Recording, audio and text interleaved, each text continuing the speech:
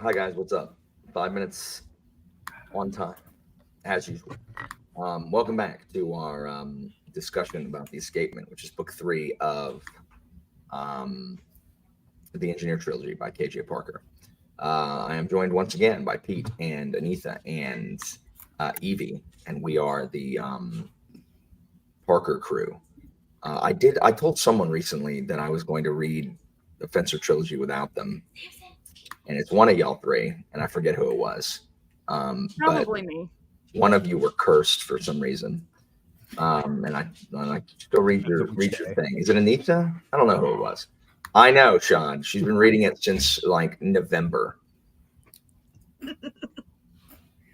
Anyway, so let's talk about um, non-spoilers, kind of. I will say that this trilogy had the potential to be one of my favorite trilogies of all time, and I just don't think the landing worked for me. Um, if I had liked the ending more of this series, and all the people being like, "Oh well, I guess I can't read it," because that's everyone who watches BookTube and they see someone say they didn't like the ending. Well, guess no, guys. Especially, and you know what, guys? Sorry, I'm gonna be like cranky for a second. If you're a Stormlight fan, like you need to shut up when you're saying like, "Oh, well, I can't read the series because the ending is bad." Journey Before Destination. Isn't that what y'all say? Isn't that what y'all run around? Journey Before Destination. So shut up. Amen. Boom. Anyway, um, I think the series is well worth reading. Greatly enjoyed, um, I greatly enjoyed reading this series, but like the ending kept it from being one of my all-time favorite series because I just like I don't understand why it had to be the way it was. Um, I have 3 words when we I get to it. yeah. So hold on, let me turn Pete up or turn something up. I can't hear. Oh, okay. Let me. No, it's not your fault. My volume was at 13% on my computer. Oh my. Um, Fun number. So anyway, so I really enjoyed this book. I enjoyed most of this book. Like I enjoyed most of this book. I didn't enjoy Ziani, but I haven't enjoyed Ziani for two books now. So like I didn't enjoy him, and I didn't like him in Evil for Evil either. Um, but I liked it. I liked a lot of the things that happened in this, and for much of the book, I was just like trying to figure out how we were going to resolve any of this. Um, but I think it was my least favorite of the three. Um, like the problem is the ending makes it the least favorite of the three. It has Dorenja where book one does not, but I liked the events of Evil Free of Devices better than this one. Pete, what are your non-spoiler thoughts? Um, I think there were a lot of really good moments, and I think that the shortness of this book made those moments better because there were just. I think it was a really good Parker taking all the threads that he had set up over the last 2 books. I think he did really well with bringing them together and resolving them. So I think he nailed the landing. How I personally feel about the ending in terms of like whether or not I liked it, I I don't know. I can talk more about that when we get to spoilers, but there's definitely an element of yeah, he told you it was coming type of deal to it that was like okay, just trust Parker when he says he's gonna do something. Anita? My actually, as you guys said, I took long time to read this, so my emotions kept on changing. My initial feelings were like I was not liking this book. Oh my god, I was not liking it. But then by the end, uh, this book Stockholm syndromed me. I I think 80% of the way I really liked, especially Duranja. Oh my god, not he Boenius. complete. No, that is disclaimer. That name Alan chose that, not me. Boyanes is Anitha's favorite. So, I mean, I think my favorite is Evil for Evil, then maybe this because of Duranja, and Yeah. then Devices and Desires. That's fine. Evie? So Evil for Evil is my favorite of the trilogy. Same. Um, What was your favorite? Evil for Evil also? I don't know. Still haven't figured it out. Book two is 3 of our favorites, which is weird. Isn't that wild? The freaking middle book being multiple people's favorites. Yeah. So I will agree that like this had the potential of being like an all-time favorite series. Like I'm very, very glad that I read this series. It is a trilogy that I would highly recommend. It's like regardless of whether you're a KJ Parker fan or not. I think this is a really, really solid trilogy. And the ending, like everything that's built up from the previous 2 books, everything that happens in the escapement and then the ending itself, while it's not a perfect ending, it's the ending that I expect from Parker. It's the type of ending that I expect from him. So Now, this is one book where, like, I rarely, when I'm reading, wish that KJ Parker was more like other authors. This is the first time that's happened, where I'm like, I would love for this to be resolved the way any other author would resolve this,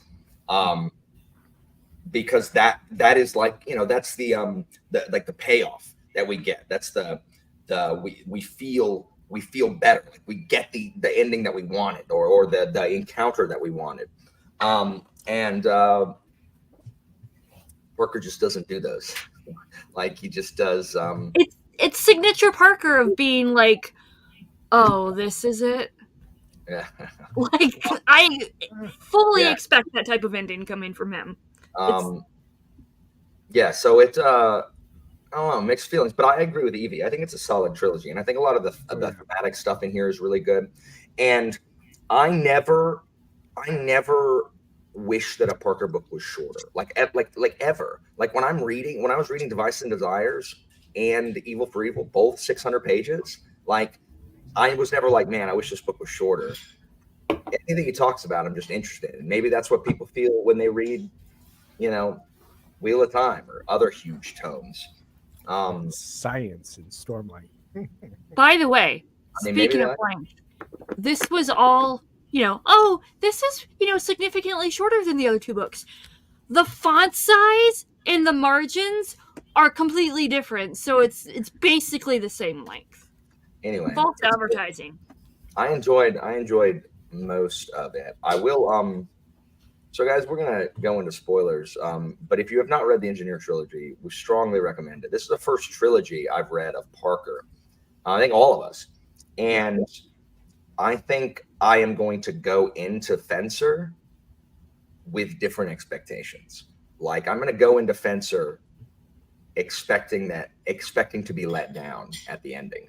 And that will be better than than expecting something else. Like okay, so literally this ending could have gone any other way. Like he picked the one way it could end that I wasn't gonna like. Like there were so many other options for him to end it, and any one of those I would have been on board.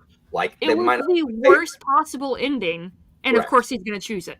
It was absolutely the worst possible ending. And the problem is it I personally feel like it undermines some character work for a particular character. And we'll talk about that in a second. We're in spoilers anyways, so might as well say the character. I'm not yet. Like I was just telling people we're gonna shift into it. But y'all should read it. I think it's a great trilogy that showcases everything that Parker does well. And if you want to learn about engineering and how to build stuff, if you want to learn about the absolute finer points of manufacturing, we got a little bit of that, running a factory in the Hammer. That's nothing like this. Not even close to like this. So much more. Oh my gosh! Like, It was great. oh, But man. that one scene that was really detailed in this book was probably, I would say, the best scene in the book. The one where the cold spot. Cold spot, yeah. That So was that's my a great favorite scene this my book. favorite scene in this book, and because this is the part of the book that I've thought about since I finished it, is the duel. I love the duel scene because that is where I felt this is going off the rails. Like, this is like, what is happening? Like, is he really going to have Dorinja run this guy through, like, right here? I love the way, like, Anitha and I are on the same page where Dorinja is one of our favorite characters in fantasy now. Like, he's one of the most interesting characters to me because I never knew what he was going to do. He was such a wild card. And the whole time I was hoping, because Parker led us on, that he's the cold spot in Ziani's construction, that Dorinja is the cold spot. No. It was Dorinja's cold spot the entire time. He said so. This is what he was talking about the entire time. He was gonna die. It was inevitable. Anyway, and I'm okay with Dorinja not surviving, but I love the duel scene because this is another scene that in another author's hand does not go the way it went in this. Oh my gosh, Valens in any other book manages to triumph despite all odds and beat Dorinja and stop his like rise to megalomania or whatever. Freaking Valens is laid out like not even close. He's like, he starts it and he's like, oh crap, this guy is way better than me. And no Deus Ex Machina, no summoning of inner strength, no smiling upon the gods. No love is enough. Correct. No, I'm going to beat this with the power of friendship. No. It was actually the opposite. Love is never enough was actually better message. Yeah. So he just is like, he just sucks. And Dorinja just schools him. And I love that scene because I love that Valens confronts Dorinja. And Dorinja is like, okay, so I demand an apology, or I'm going to have to demand satisfaction. And Valen's like, okay, cool, that's fine. I'll run you through, and then I'll be quits of you. And Dorinja's like, I would really prefer not to do that, but I will. If you make me, I will. And he makes him. And Beatrice is like, please don't do this. Please don't do this. Please don't do this. You are injured. Please don't do this. And it's just an uncomfortable scene because yet again, like, what was it all for, Parker? What was it all for? So much of this is caused by Valens' obsession with Beatrice.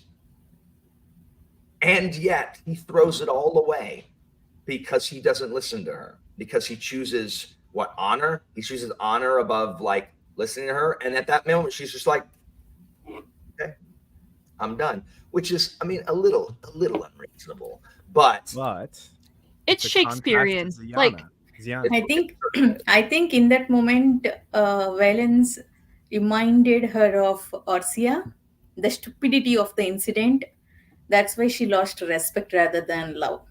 Where he can't not do the right thing, which was Orsea's problem all the time, which is so maddening that this is the world they live in, that she has contempt, and everyone has contempt for Orsea and for Mil Dukas because they can't not do the right thing. What world is this, Parker? In fact, the only time anybody starts like taking Mil Dukas seriously is when he throws his code out the window, and it's just like, what if I just killed people and like threatened people or ran away with my weird scavenger wife? So that was my favorite scene because I still think about it. I just really liked the whole interaction between all those characters, and everything just felt like it was about to go pear-shaped. Pete, talk about your favorite scene. You mentioned the cold spot scene, which is also so like I don't know, just like the foreshadowing within that scene. And you're right. I say it was like inevitable that it was Dorinja's cold spot because of a few things, but there was like this ambiguity to that scene. There was late clarified as time went on, but like that scene itself was very ambiguous about whose cold spot it was, whose blind spot it was. That was really nice, and just I felt so gripped by that, by not only the detailing of how to make the canon combined with the emotion really well. Like it wasn't like quite horse racing from that up from Brightness long ago, but it was pretty close. Okay, so I don't know what that is. Yeah, Evie knows that is. But yeah, that scene in general, like I really love it when I can see the foreshadowing. Evie, what about you? In certain ways. So I think I was actually looking back on my notes. I think it's in the same chapter. I mean the duel is fantastic, don't get me wrong. But I still think about Celis's crisis of faith when he realizes that the Mezzantines are not the originators of perfection. Of the And specifications. Specifications. There we go. Sorry. I'm getting it conflated with Adrian Tchaikovsky's City of Last Chances. But anyways, so it's just this realization that, oh crap, like he's kind of the opposite of Ziani in that Ziani, even when faced with the not reality, but like the challenges of what the Mezzantine Empire is and what they do, Ziani just doubles down on it and is just an absolute loyalist. Yeah, correct. He's the Anitha of the Mezzantines. Yeah. And True. And Celis is just, he's completely, I felt it in my bones, as it were, just how shattered he was, that his worldview is not what he thought it was, and how he had nothing because of that. I thought that was and there's a certain what was it all for when he discovers it, because this whole war is ostensibly being fought because of someone violating specifications, which are unmodifiable, except that they didn't make specifications. These were handed down. So any changes that they've made that isn't the same as the specifications he found, these modifications. So it's abomination. Like, yeah. So their entire civilization is abomination, and he's like, okay, well, yeah, I like Celis in this one a lot. Anitha, what was your favorite scene that we haven't mentioned yet? Well, real quick, sorry. I just wanted to add that from the beginning, like from the first chapter, if I didn't mention it during the live or in a chat, I at least thought it in my head. I was like, this is Shakespearean. Like this feels like it's going to be a Shakespearean tragedy. And the way it all ended up, he gave me what not necessarily what I wanted, but what he set up from the beginning, which is this kind of Shakespearean tragedy at play, especially with Beatrice and oh my gosh, no, Beatrice specifically, and oh my gosh, Adria. No, that's Ziani's wife. Artisa. There you go. Thank you. Those two characters. So, but we'll talk more about that. Sorry, Anitha. Go ahead. Okay. First of all, I like all the scenes you mentioned. Initially, I like that cold spot scenes a lot, actually, until I read Duel. Until then, that was my favorite scene. And yes, I liked Celis a lot. Every POV of him was like very interesting. I looked for it actually every time. I think I also liked the part where everything was coming together, how Gianni planned everything, at the end. Poor Curhadi stuck between Magentine Scorpions and Padani Cavalry, how each, I mean, everything went according to his plan. That was so sad at the same time. If it was going our way, I would have said it's a perfect scene. Yeah, at the end where they turn on the freaking Cure Hardy, and they all do it because it's like, okay, we don't like you guys, but at least you're not savages. Like, we're at war and we hate each other, but we're both better than the savages. Like, so who cares if they die? And it's just like, oh my gosh, I mean, how very Greek and Roman of you. that's one way to solve a food crisis. Yeah, well, I mean, to be fair, they had like friggin' 800,000 of them, and everyone was gonna starve. Mhm. So let's talk about, before we visit other stuff, let's talk about the ending. I did not like it, because one, stuff happens really fast. Mhm. Two, I don't like that Dorenja's end is just the cannon blows up on him. Like, I don't love that. Like, I wish there was something, anything else. I mean, I expected it at that point, because at that point it was obvious that the cold spot was not going to be um, uh, Ziani's. Dorenja on Ziani. Yeah. Um, so I didn't like that. And plus, the way he was writing it, he was setting up Dorenja for hubris or whatever. Mhm. And I'm mostly okay. Like, I'm okay with Beatrice and Valens and their problem. Um, the only part of the ending that I didn't like, and the problem is I didn't like it a lot, is Ziani's ending. One, that literally Ziani got literally everything he wanted, and everything worked out the exact way he wanted. And even that's fine if Parker had acknowledged that there was a whole lot of unknowns and luck in there. But for him to sit here and tell me that he saw, even up to the inclusion of the Cure Hardy and all of that, like that he saw every move that every single person was going to make in the years he's been out.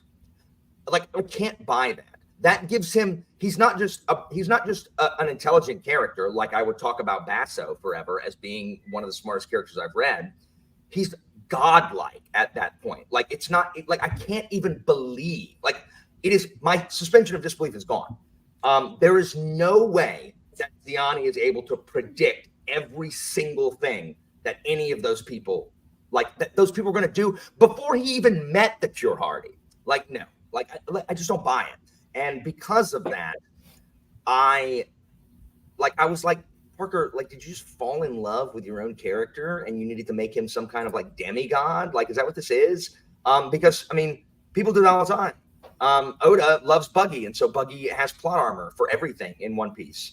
And anytime, what else was I doing, Christina, where I said this person must love this character because it's freaking an Attack on Titan. Watching Attack on Titan, I was like, why does this person not die? Like, this person has so outlived their usefulness. And then I was reading a friggin' interview with the writer, the creator, and it's his favorite character. And I'm like, of course it is, because that's the only reason this person is still here. Of course it's his favorite character. That is what it feels like to me, because I can't accept that. I cannot accept. Yeah, Anitha. Okay. Hold on, let me and Anitha, because we hate this, and then y'all can talk about how you don't hate it as much. You'll hate me also now because I want to say I told you also during the first book discussion, because other Parker characters felt like they're actually intelligent and they depend on their own actions, their own intelligence. But from the first book itself, Gianni relies so much on luck. Everything, his design is based on, It's not luck. He's luck. at all. It's designed on his ability to predict everything that everybody's going to make, even when he's not in a situation yet. Ridiculous. Yeah, that is one thing I hated. And second thing is how Parker, in the voice of Sellers, justified everything Gianni did. Oh, I understand. Even if you hadn't intervened, Ermions and Varani would have fought and killed. So you did not do anything bad. It would have happened, and Kurhadi would have got involved. They would have found the way to come here. You did not do anything wrong. I mean, justified every action of Gianni. That pissed me so much. And then he's still with his wife. Yeah. Gianni is the only one who got everything he wanted. Valence wanted Beatrice's love. He did not, I mean, he lost that.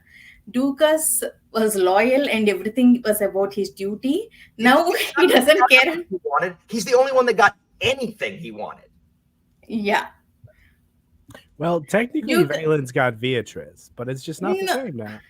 Yeah. And Ducas, Yeah, he okay. became the Duke, but doesn't matter. He doesn't care. He doesn't care about people. He doesn't care about anything. He lost The that fall of spirit, Neil actually. Business I did not enjoy at all. Like, I did not Yeah. enjoy that character path Oh my. at all. From the first book, there was lot of scope to his character, but I love everything, everything. I mean, I kept looking for something. Okay, Mil Lucas will have that, character growth, character development. We'll see some good things. He'll stand up to Gianni. He'll achieve something. I kept looking for that, but it did not happen. I was so disappointed with his What's arc. the opposite of character growth? Is it character regression? Like what happens when a character is fully realized and then stops being that? Like Character fall? character, I don't know what it is. Peak. I'm so sad he doesn't What now? run. It's a through character. Gianni. It's kind of like a negative character arc, essentially. I don't understand why he doesn't kill Gianni when he has the chance. Like, Yeah. I don't know. Sorry. And one last thing I want to say is I hated Sal. I'm going to say big spoiler if you want to leave, actually. So I hated how Doranja died, from the beginning, actually, when, especially after Gianni made Doranja as the general, I expected, okay, he was planning something for Doranja. Obviously, it's not like he told Valence that Doranja did not blackmail him. He was planning something. So I expected Gianni to kill Doranja, through some kind of scheme. It was so disappointing to see him die, because his own device failed. And another thing, okay, you guys go ahead. I'll talk about it later. All right. So, or Evie, you didn't like part of it, or I guess you've resigned yourself to liking it. I guess. Yeah, well, so my counter argument to Ziani becoming this weird demigod who foresaw everything, I would actually argue that he didn't. So hindsight is always 20/20. So the way that he's explaining it, he sees all the steps. So he's like, "Oh yeah, I saw this, I saw that." I don't believe that he did. He's just working in his literal engineer mindset, where he talks about the what is it, oh my gosh, not the tolerances. There you go. The tolerances. He's like, if you work within the tolerances, you give enough room for tolerance, and you're still within specification, but you're not perfection or whatever, and you can still move that way. So he's, in any given moment, he's looking at things around him and making sure that things can, in that moment, can stay within tolerance. For him to be able to continue on this path that he's going down, because he knows what the end result is going to be. He knows what the fully realized, let's just call it, machine, that he wants, which is to get back home to his wife and have things, just get back home to his wife.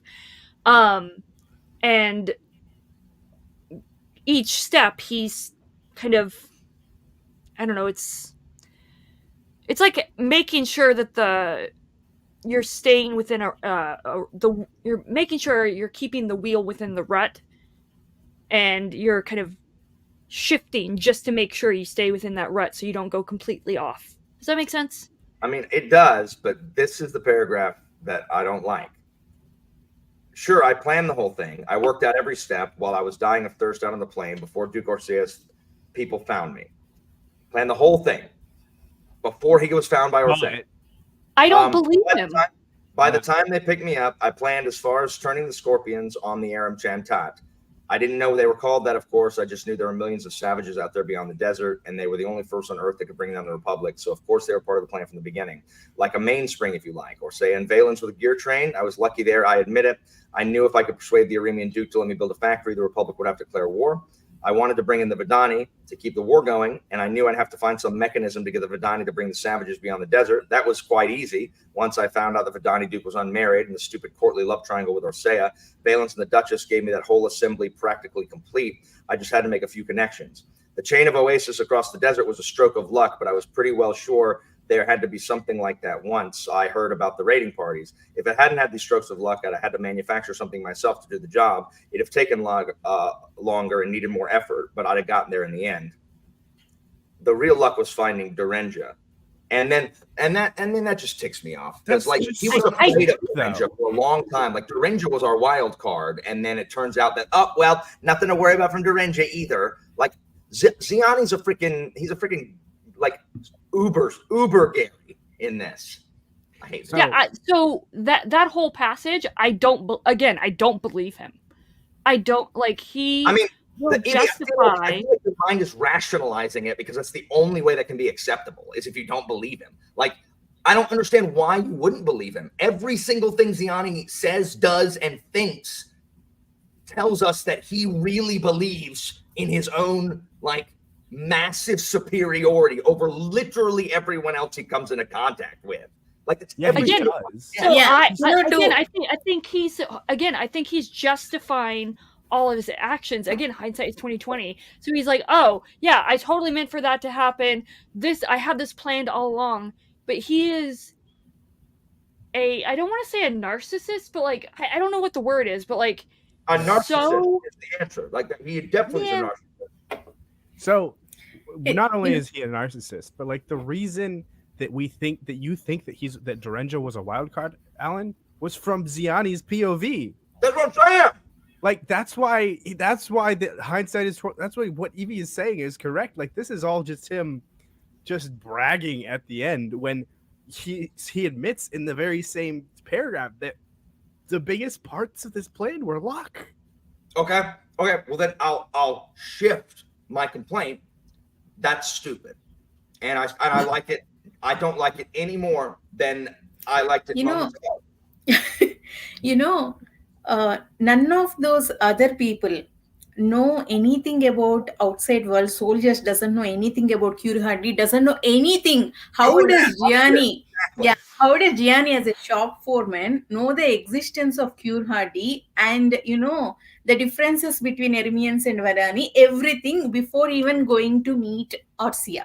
That was not okay. He had a vague knowledge of some of these things, like the desert tribes. I'm pretty sure from the books, or am I misremembering the books that he had in his office? See, during the long seas in this book, we got that in the perspective of other soldiers, like they have never seen Curhadi people, or they don't know anything about them. Soldiers doesn't even know them. How does a factory engineer know so much detail? My other thing is that from everything we learned, Ziani is not in any way sociable. He just kept to himself, hung out with his family. How is he all of a sudden the mastermind that knows how to manipulate every human being around him? Like, from everything we got, he has very little contact with any human being at all. I don't know. And suddenly, so how does he know his wife is cheating around Ziani by the end? And suddenly he's a good general, like talented spy, talented. Everything he did is like the best talented one. I don't know. Regardless, let's the answer? Change tack. I have an answer for you. He engineered it for himself. Shut up. That's my answer for you. Shut up. Yeah. So, I didn't like Ziani by the end. Like I just didn't like what happened. I understand what you guys are saying. I do. And you know what? Maybe you're right. But if it was like all luck, like I don't like that either. Then that's dumb. That's when people, get mad because like that's not earned. I don't know. I love the books. I liked Ziani. I didn't like Ziani, but I liked Ziani's what Ziani did and Ziani's character, even if I didn't like him in the first 2 books. In the third one, it's just too much for me. It's too much for me. Yeah. I think so. One of the things that I actually was thinking like was a thing, and I think would have been an interesting twist. I thought Ziani was just going to be an abusive husband, and that was like the whole thing that was happening, and like why Ariessa was acting cagey and stuff. I'm like that, and she's just going to like reject him when he gets back. No, she just wanted to. What does she want?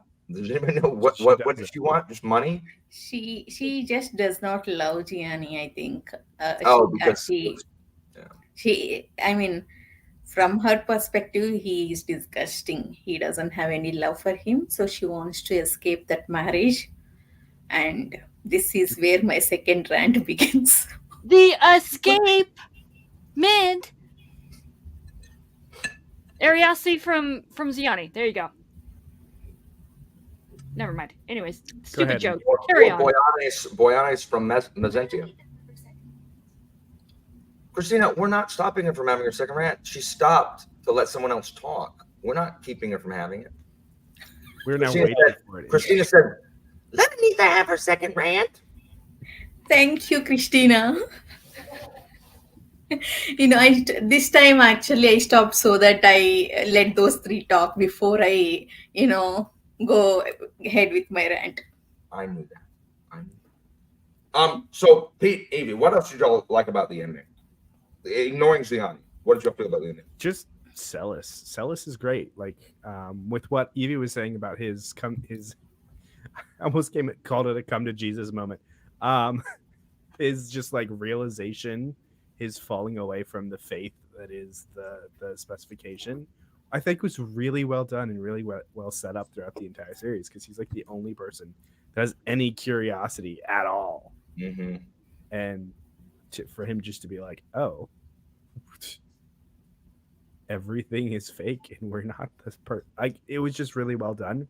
And Celis was an oddly relatable character in his own way. So he was definitely like my favorite in the end. Evie?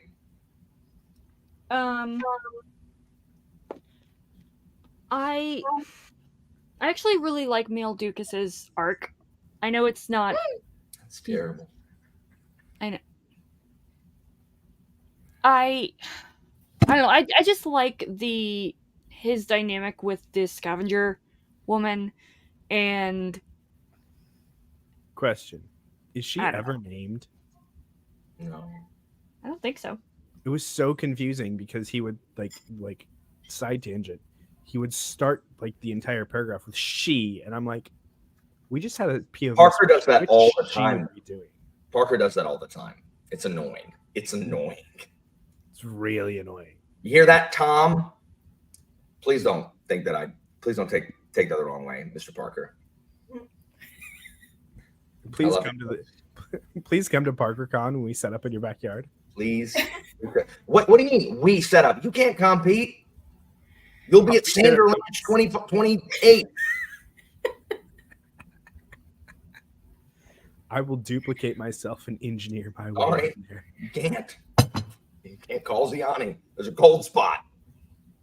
Evie, you are saying something, or should I go ahead with my rant? So I was trying to find the portion here that I what was it? Oh, I really liked the it seemed kind of a little bit out of nowhere, but the dream sequence that Mille Ducas has, where who was it? I thought it was Beatrice. Yes, that was Beatrice. Yeah, maybe it was. Yeah, so and it's just he's talking about like duty and everything like that, and just by the way, I can't. It was probably the second book. Yeah, I think it was the second book, but I'm still not over Jarnak dying. Like that was so sad. Dying off screen, dying off camera. Also, I thought Orsia, him dying off screen. Like it's just like they traipsed him out in the to go die, but they never mention anything about him again. I'm like, is he gonna come back? Like something's gonna happen? What the hell? So Parker, the deaths are permanent in the third person books. If you don't see the body in a first person Parker book, they're probably going to come back at the last, like when the hero is either trapped and it's either them that have trapped them or it's them that get them out. Like seriously, like in his first person stuff, y'all know that happens all the time. But think of anyone who died that came back in Hammer, Folding Knife, Company, this, and was dead. I mean, Valens has plot armor, but like Valens effectively becomes useless when he is shot with the crossbow a third of the way into the book. Like Valens does nothing after that except ruin his relationship. I thought he was dead. Only Parker can do this. He introduced Valence as this, clever, intelligent character, and he doesn't play any role throughout the trilogy. Like things happen to him. He is just a pawn in Gianni's bigger scheme. And Arcia, who is supposed to always do the right thing, other authors actually would have made them a hero. This book he just killed off.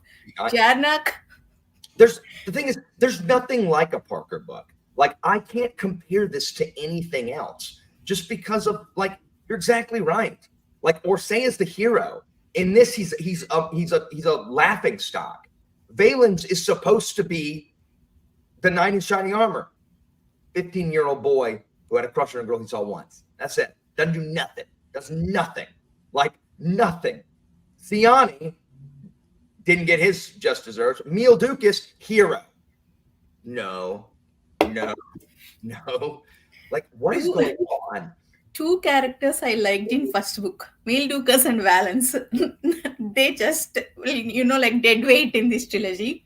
And, after both in first book and second book, when Gianni learned fencing, oh my God, I forgot the word. I thought he's the one who beats Valence.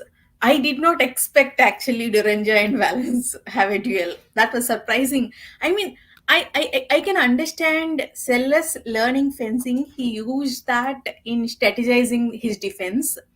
But what is going on? Okay, but why did Gianni learn fencing? How it helped him? What is the point of that scene? That I don't know. And I have two questions. Duranja, he said something like in defense, I think in the second book, in defense of his raping and, murdering Framian's daughter and murdering Framian's son. Well, now my name is bad. Hold on. Because now it looks like I'm apologizing for his horrible things. No, let me finish the question. You will want to keep it maybe. So he said that it's something I cannot control. Does that mean he doesn't know what is happening? Is this some kind of psychological problem? Is he conscious or know what he's doing during that? Yes, he's a psychopath. Conscious. He just can't control his impulses. Yeah, he's a psychopath. But yeah, at the same time after that, he was like he always pay his debts. He always help his victims. He pays money or he always try to help. This is the first time, it sucks to say this, but this is the first time I like a person who does something like that. No, I agree. No other author would have made me like a character like that. You both know actually, Evie and Pete, you know what I'm talking about, who I'm talking about. I hate characters like that. They are disgusting. In fact, when people love those characters, especially in Realm of Elderlings, I hated those people. I mean, bunch of rapist lovers. But that's what I did in this book. I completely agree. And the thing is, by saying what we're saying, Anitha, we have fallen into Parker's own thematic stuff that's in these books, which is there's evil and there's evil, and really, doesn't it matter more how useful they are? Like, what would it do? What good would it do if we hanged Dorenja right now? What we would lose is a good engineer who's winning this war for us. So just like they justify it and leave him there, it's bizarre that Parker can. I'm with you. I hate that. But in stuff. we both hate Gianni. If we like Dorenja, aren't we supposed to like Gianni because he's also like similar character, right? He doesn't have a choice in his own words. I'm just gonna remind you guys that you guys gave me crap for loving Ziani and like, oh, he engineered the deaths of so many people, but Dorenja, he's just, raping 2 people. See? What's not true about that? Dorenja's the worst. I don't like him. Engineer. Just because he helps people after the fact does not justify. Well, I'm not saying that you guys. It doesn't justify, but Dorenja helps most of the people. Gianni killed thousands of millions, if not millions. A sadist. He arranges for the complete elimination of the Cure Hardy. They would have done that anyways. That couple million. There's still more Q Hardy. Dorenja is a psychopath. He belongs in an asylum, but Gianni is more dangerous to the society. Look, we're not going to agree on this. Gianni is way worse. We're not going to agree, but Anitha and I, our team, lock him up. Lock him up. Okay, I wanted to ask you something. Okay, in the By the way, why are we changed around? I'm confused. I thought you did it. You don't know? No, I didn't. Okay. It's irritating for Evie. In the first book, when Gianni was about to be hanged, why did Failure go and tell him about he's worried about his wife and daughter? That's what motivated Gianni to escape. Why did he do that? Oh, at the very beginning. Oh, that's because that was the plan. Remember, they planned it so that he would leave because they wanted the war, because that keeps Boyanis in power. Yeah, that's what I guessed actually, but they did not come back to it and explain to us actually. We are supposed to assume that. No, they do tell that. They tell that. I mean, it's like one line where Celis figures it out. It's like, oh, Boyanis wanted the war. Okay. And then there you go. How did they know exactly that Gianni will be able to escape? Because they're mezzanines, so they're magic. Finally, there is magic. We gotta let these people talk. This whole thing is a Dorenja Stan show. That's all this has become. Let's let Evie talk about how much she loves Gianni. I feel like I've talked a lot. Pete, why did you tell us how much you love Gianni? I can't say I love Gianni. I think he's a interesting character. I will say this series does a really good job of showcasing some of the terrible decisions that people have to make in order to oh look, there's a space to achieve their ends. Like leaders have to make in order to preserve their nation if they really want to. Right, whether you have the deal between Celis and Gianni or Valens and not executing Dorenja, is that wherever you are, you're going to have to. The more people you're in charge of, the more duty you have, the worse decisions you're going to have to make. No, for sure. And that was a really good running theme that I really liked. Also, Boyans's fate was really funny. Oh man. Who got him? Gianni in the end. That's right. Gianni got him in the end. And then he kept him alive with what was it? No fingers and no arms, no arms, no eyes, no tongue. I thought it was just no fingers, but hold on, Gianni does that? Gianni sent a letter to Vadani soldiers, so they did it finally. Gianni did it. Okay, I was like, that doesn't sound like something Gianni could do. No, he had soldiers do it, and it was really funny. He's just like, After you finish reading this letter, they're gonna poke out your eyes. That's terrible. That's terrible. I had forgot something to say. You were saying Ziani, and you like I don't know. Let's discuss some of the thematic content here. Evie, you're really good at thematic stuff. What do you want me to say? I want you to talk about the themes that you like you did in the last one.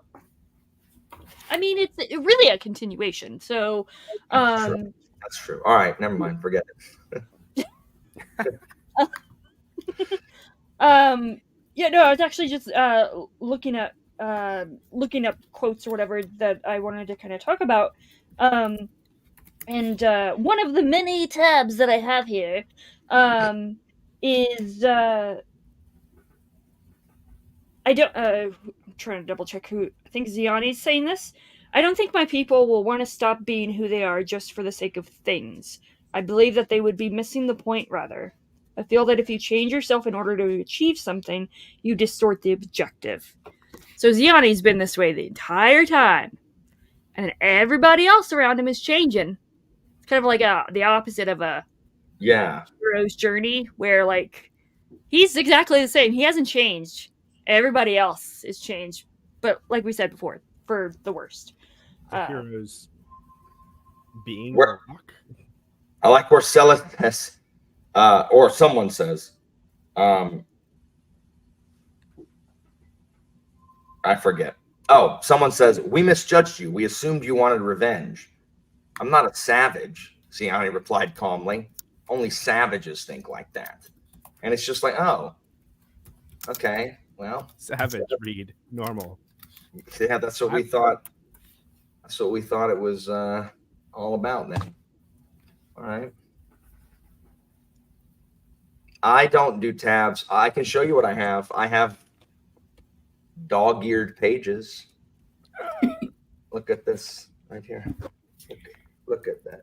Look at You that. dog-ear your pages? How dare you? I have to read a book multiple times before I start marking it up. Like I just started marking up some stuff at the end of Long Price. Okay, This one, okay. So here's a. For some reason, Ziani was laughing. Don't be stupid. There's no such thing. No evil, no bad people. They're just a myth. You want to know something, Follier? Everything we do in this world, everything that matters, we do for love. It's always love when you peel away the shell. That's the old song. It's love that makes the world go round. Well, it's true. Who'd have thought it? They didn't want us to know the truth, so they hid it where nobody ever think of looking in some stupid old song. It really is true, you know. Apart from mad people, and they're sick and can't be blamed. Apart from them, everything bad. Everything bad. I don't just mean greedy or spiteful things. Everything really bad that was ever done was done for love. You and me, we love Ariessa. The Iremian Duke Orsea, he loved his country. Even Maris Boyanes loved the city. He wanted what was best for it, and he really believed that he was the best. That's why there's no such thing as evil, Follier. Evil is just love in action. Love on the move between wanting and getting. I mean, look at you. A man and a woman love each other. They got no choice but to do whatever needs to be done. No, you mustn't blame yourself, really. Believe me. I've only just realized this, and it changes everything. You do see that, don't you? I underlined that as well. Christina behind me just said, all she said was, that's stupid. That's all she said. Agreed. But You don't like that, honey? Why not? She says it's not true. Christina does not buy that. she's not drinking Okay. the Parker. I'll tell you my favorite quote. It's actually Cure Hardy. Some person tell this to Gianni. Sure. I believe that this tendency is evidence of exceptional strength, but it's debatable whether strength is always a virtue. A river in spate is strong. Thunderstorms and earthquakes are strong, but to the best of my knowledge, nobody has ever found a use for them. I don't think my people will want to stop being who they are just for the sake of things. I believe that would be missing the point rather. I feel that if you change yourself in order to achieve something, you distort the objective. We have a story, a silly little story for children about a dog who wanted to steal the meat from his master's table, but it was too high up for him to reach. If I were a bird, he thought, I could fly up there and get at it. And at that very moment, a sorceress happened to pass by and heard his thoughts and decided to teach him a lesson. He turned the dog into a bird, and the bird flew up onto the table just as he had wanted to do. But when he got there, he found his jaws had become a stupid little beak and he couldn't open it wide enough to take the meat. Gianni responds by saying he'll pluck at that sorcerer's eyes. That is completely different.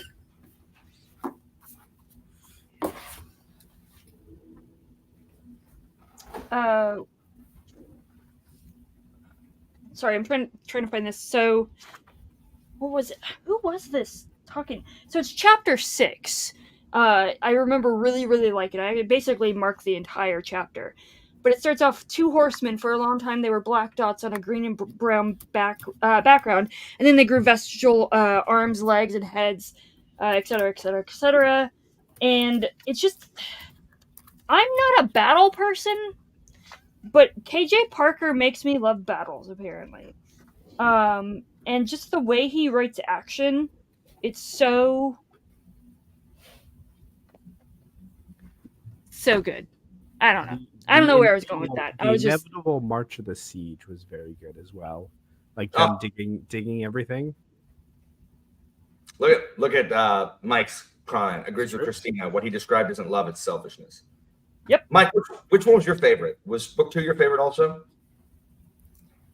You know, I mean, selfishness is oh, sorry. I was just gonna say selfishness is a type of love. It's the love of yourself over everyone else.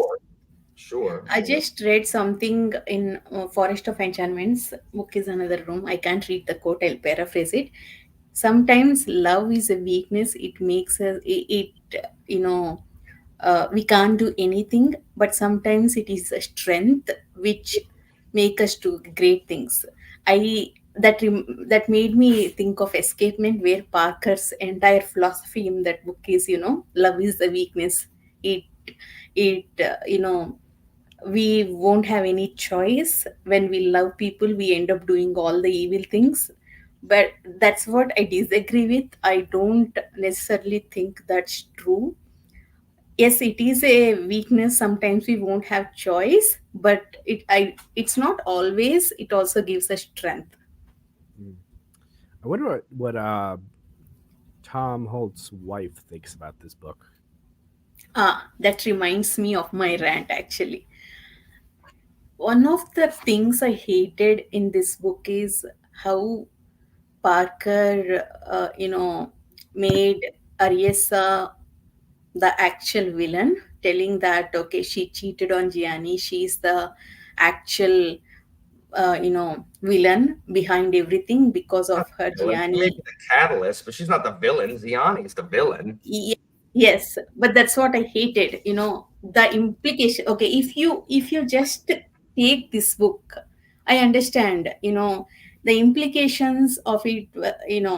Only we read, but if I consider every media I consumed growing up, for us there are these popular movies. Especially there was this popular movie in my first language where this guy has two families, actually two wives and uh, children from both wives. The main concept of that family is, these stepbrothers always fight. That guy is a government officer and one corrupted politician is after him. So how these two brothers come together and face that villain as a united family. That's the whole concept. So when the guy cheated and has different families, all movies are like that. These days there are bunch of influx of these serial killer movies where always the serial killer end up killing women or sexually abusing women and all. Always the reason was either his wife cheated on him or his mother cheated on him and his father committed. Always the reason is that. No, he'll end up a serial killer. He'll end up killing bunch of people because his wife cheated on him. That is always the reason. So always reviews or comments like that women are so bad because of her. He became serial killer. I started hating that trope a lot, because at the same time when men did that, even in Game of Thrones, Catelyn Stark people hated her for not loving John. You know, in No, the in the beginning, in I the hate John. starting seasons. I hate John, so I'm totally okay with Captain. Not not you, but many people before, when they thought, I can't spoil Game of Thrones now, but the point is, in the beginning, people hated her. They wanted John to accept. But when it comes to men, they can go and kill other people just because, you know, their wife cheated on him something. I don't They'll think become they're serial. allowed to. I think they just do. Like, Yeah. I mean, many. there are serial killers that have problems with women, like Ed Gein and his mom problems, or whatever else sets people off. The problem is that most serial killers are dudes. And wait, you're talking about fake serial killers? Yeah. You can make it up in fiction. You can make up whatever you want. I see what you're saying. Yeah. So I hated that part, that where she's the catalyst. She cheated and she planned with her lover, and that's what actually prompted Gianni to do everything. I i did not like that. Actually, I wished there was a better background story. Yeah. That's why I was going Wait, for like did he? I'm sorry. Did he know that she was? I mean, I think he knew that she was cheating on him, but did he know exactly who? I don't think Ziani knew before he was exiled. I don't think Remember, he engineered a personality once he got to Orsea's castle. It made me consider, actually, I had to stop reading actually for 4 days, and it made me evaluate every female character and Parker's approach to them. When I got to my own conclusion that okay, it's not the same, then I continued reading. So I think that sorry, I was just going to say, I think Parker's depictions that are unfortunately, I wouldn't say stereotypical, but like Parker's writing style and his storytelling like is very pessimistically leaning, if not nihilistic, at best. So unfortunately, his characters are going to reflect that, and it's not just.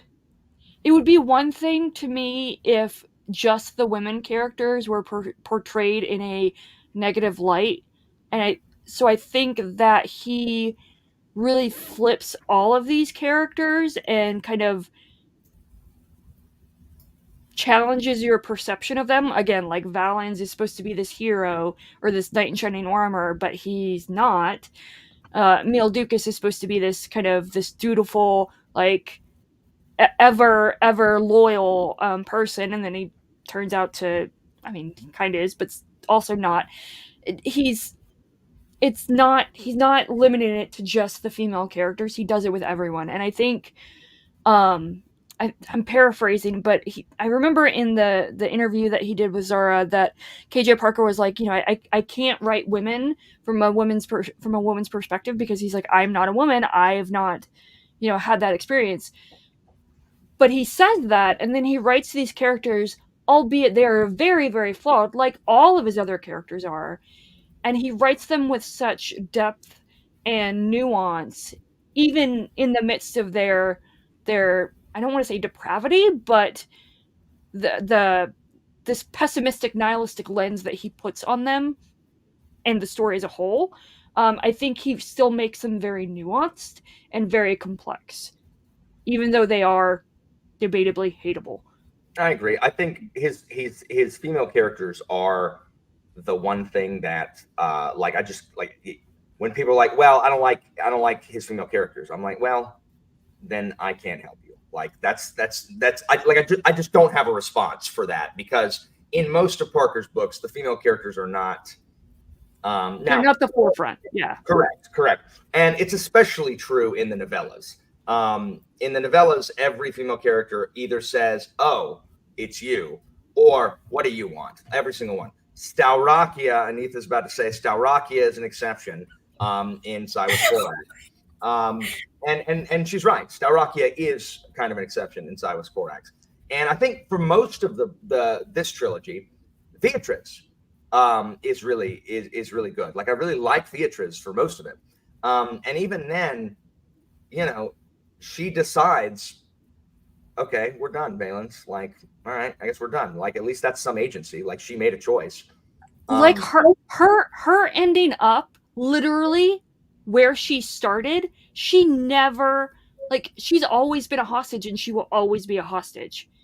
And just her ending scene, Beatrice's ending scene of just not knitting. What's the word? It's crocheting. Yes, sure, maybe cross stitching. I don't know. Needlepoint. There we go. Crafting, whatever. It's just Doing the thing with thread. yes. It's just so, again, going back to like the Shakespearean-ness of it all. It's just, it nearly brought me to tears, and just thinking about it, like, it's so sad. Like, it's so sad that Beatrice never got, like, she had this hope, but she had this hope in this ideal and in this person that wasn't actually who she thought he was. It was just through his letters. And so she had this false hope in Valens. And so she's never been not a hostage, and she's always been just a tool for everyone else's gain. And it's just so sad. It really They is. shouldn't have got married, actually. They did it in hurry. They shouldn't have done that. No. And Beatrice and Valence are the only people, even Valence, I felt sad at the end. Other people, I did not care. What do you guys think about Mike's comment here? Is that Ziani doesn't actually care if Ariessa cheated, as long as they're married. And this kind of goes to what Matt says here, is that Ariessa's his blind spot, his cold spot. Yeah. So, Pete, what were you gonna say? Sorry. I think part of it is also for the kid as well, as he wanted he genuinely loved the kid as well, and I feel that it's not his, it's Follier's.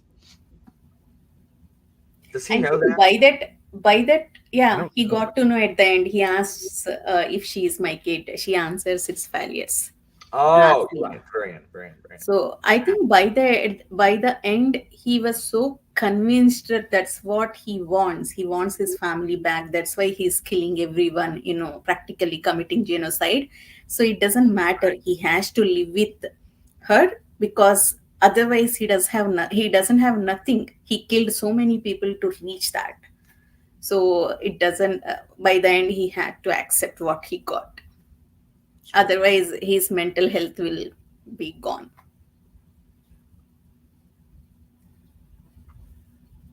Pete, closing thought. Yeah, I agree with Mike, is that he just didn't care in the end. He just wanted to get something out of it. What Mike and Anitha said. Your thoughts on the trilogy? Worth reading? Oh yeah, absolutely. If you love terrible characters, I was gonna say to what Evie was saying is, like, if somebody says, like, I don't like Parker's female characters, you can just clap back and, like, I don't like barely any of his characters. What are you talking about? I don't like his male characters. Word. And what Evie was saying about Parker's, like, outlook on his almost nihilistic outlook. The folding knife is the least bleak of all of them. Like, it is the only one that I have read that I do not feel like, yeah, bad stuff happens, like Tabasso, and, the ending isn't happy, but I don't feel as hopeless to life as I do whenever I read every other book. Like The Hammer, just shattering. The Company, why are people so horrible? This trilogy, everyone is terrible. All his novellas, everyone sucks except Saturninus. Saturninus is the only capable one in the world. Cywus Corax, shockingly depressing considering the humorous tone of the rest of the series. Well, only at the end. Last book is more depressing. First two were hilarious for me, at least. I agree. But the third book is just like, what? Like, why? What? I thought these were funny books. What's going on?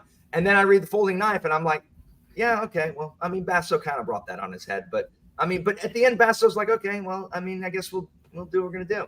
I don't know why. Like the Folding Knife is, it's like maybe he wrote it early, and he still had hope for the future.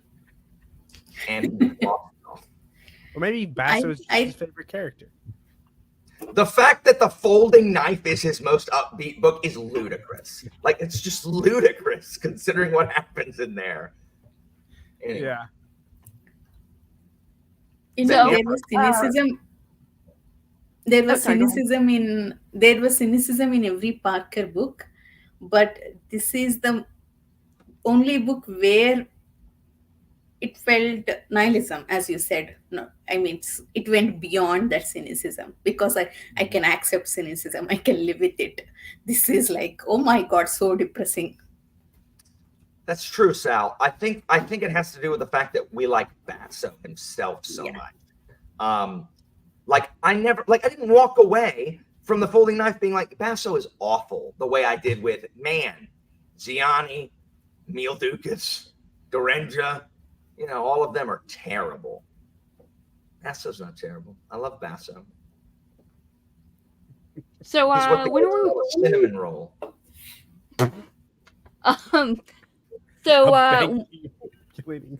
Cinnamon roll. Sorry. When are we going to plan to read the Fencer trilogy? Is that going to be the next one? Yeah, that'll be the next trilogy read. After hopefully after a couple of months of break, because I can't read continuously. Break because now I have to catch up on a bunch of stuff. But I will definitely read it, and I will let you guys know. I'll let you guys know months in advance, so you have time to jump on this. Actually, I will let Anitha know months in advance. We will read the first book and then tell you guys, so that you don't leave us in the dust.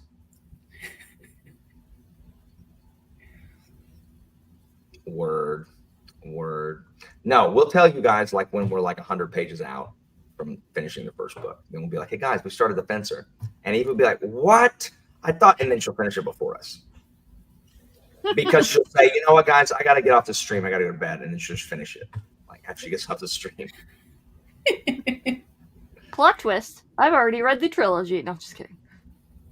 That would be such a betrayal. It was such a betrayal. Such a betrayal. We will actually, this Shards of Earth, this is like our test book. We will see how you test me or you'll wait for me. I'm already like 100 pages, I think 90 pages through it. We'll see. You told me I can't start until the 21st, Anitha. Yeah, even then you'll test me. I know, but at least I'm waiting until the 21st. Yeah, see, Anitha? All right, Pete, we gotta, since these two over here have already read Cyrus Corax, we gotta read Cyrus Corax. I got the first 10 pages done. Screw you, Pete. That's what I'm saying. Good job. We need a freaking soundboard for that. Whoever makes them. Screw you, Pete. I will click that all the time. Whoever makes soundboard, put that in the Discord. Screw you, Pete. An hour and 13 minutes in, everyone. I loved Cyrus Corax. Alan did not love as much as me, but oh my God, I'm so excited. I do not enjoy his first-person works as much as I do his third-person, and I just think I like the multiple character perspective in his stuff.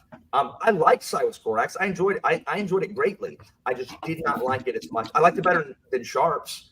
I just did not like it as much as Hammer, Folding Knife, Company. And if Anitha tries to say that it's better than either one of those, I will call her a liar and kick her out, because it's not better than Hammer, Company, Folding Knife. It's not. You already read the Company. I did not say that. I did not say that. Good, because Kunessen is one of the most horrifying people, and just what an odd choice for a main character, Parker. Gonna scam the government and force my But way after Basso, my favorite character is Cyrus Corax. Right, Cyrus so Corax is overrated. what we need to do is when we feel really depressed and downtrodden by KJ Parker's works, we need to read a Tom Holt book. I have. I'm reading one later this year. It's about Nero. Ooh. If anybody wants to read it. Yes, please. How The can same you Tom Holt? read? Wait, How what? can you plan to read any historical fiction Tom without Holt me? has some historical-ish fiction Oh. books that are Tom Holt. He's got one about the Greeks, one about Alexander. There's one about Nero. It's like, what if Nero? Because there was this big rumor for like 100 years after Nero killed himself that he didn't actually die. It was a body double, and that he was over in Asia Minor. He's over in Turkey. So he was the Anastasia of ancient Rome. Correct. And so KJ Parker, this book that I have, it's true. Like Nero faked his own death and is now just traveling around as a schlub playing the liar, which is what all he wanted to do anyway. So that'll be my first Tom Holt book. Because does he have like a dancing bear and stuff? I don't know. It'd be funny. Some like wine salesman or something. I don't know. Oh. Anyway, but yes, comedies in between this other stuff. Cyrus Corvax is pretty funny, so that counts, right? The first two. The third one is not. The third one is just like, what if I change the tone completely?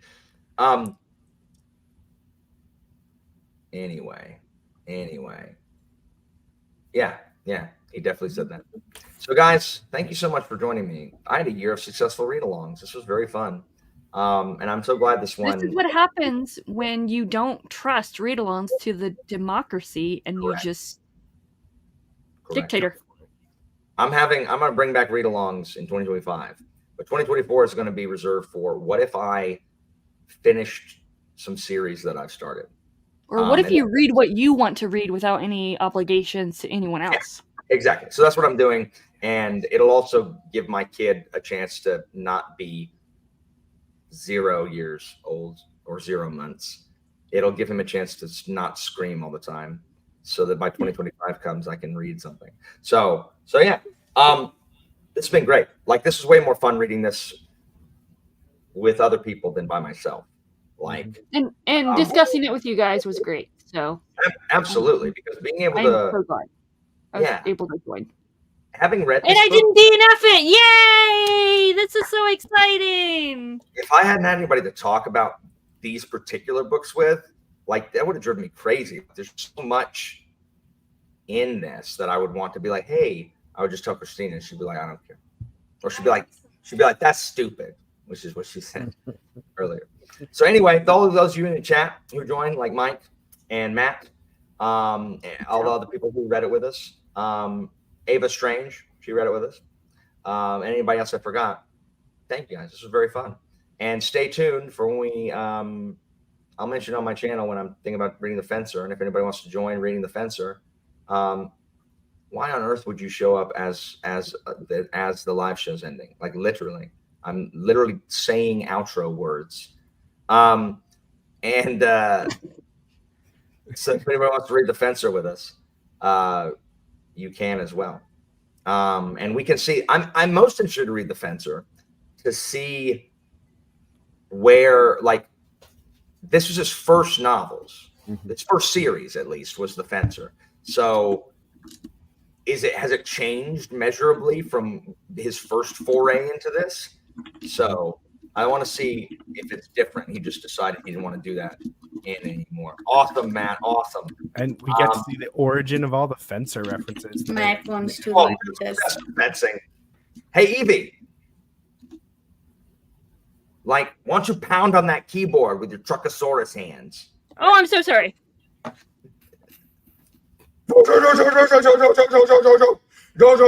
I'm just kidding. I could just hear it. It didn't bother me. I'm sorry. It's really loud. I'm sorry.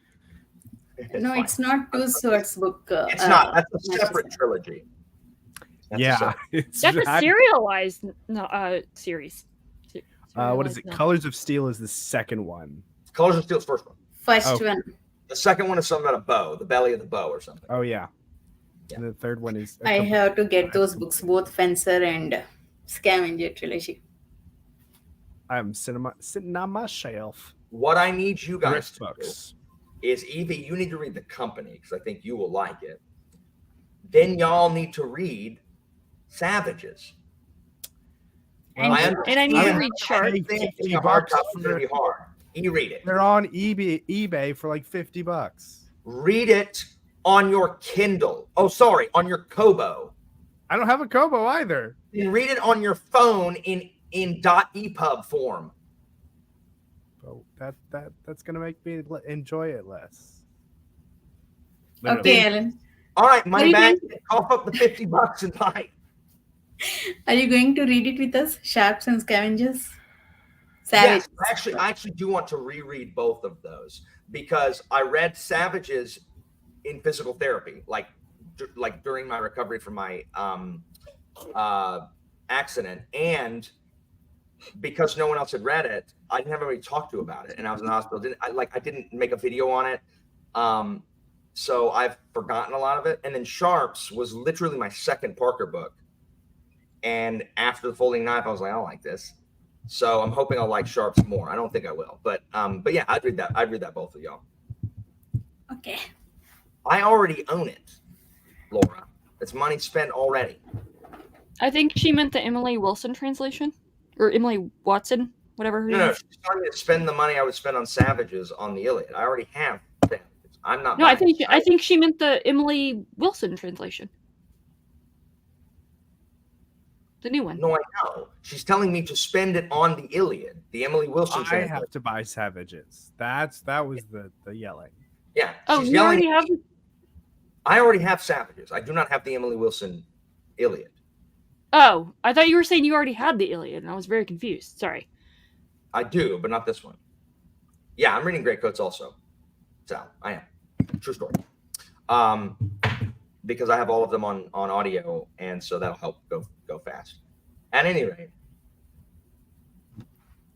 way fun. Thank you. This was fun. Bye, everyone. I do not love Cersei's. That is He not did true. not read I Cersei. don't talk Achilles either. All right. Ah, that's sarcasm. Wait, what? I don't know. Okay, we've devolved. All right, guys. Bye. And as always, don't forget. Sanderson delendus est. Bye. Can't respond because I don't know what that means.